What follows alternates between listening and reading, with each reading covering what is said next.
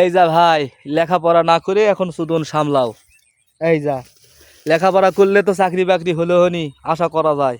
এখন লেখাপড়া করি না, এই দেখেন ঘাসের বস্তা।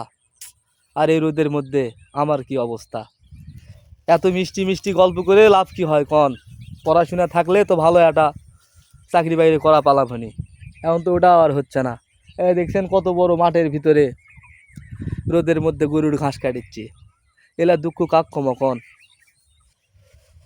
জীবনটা তেজপাতা হয়ে গেছে।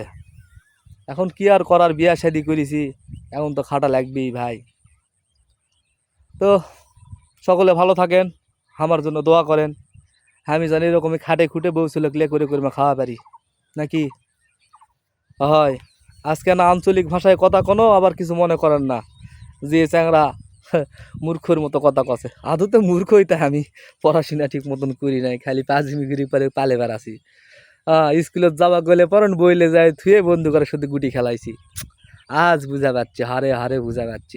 আরে ভাই, তখন যদি পূর্ণ হনি, এখন কি আর রোদের মধ্যে ঘাস কাটা লাগে আমার? যা ভুল করার করেছি, আর এলা ভুল করবো না। আর ভুল করার সুযোগই বা কোটে? এখন তো বউ চল পালতেই জীবন শেষ।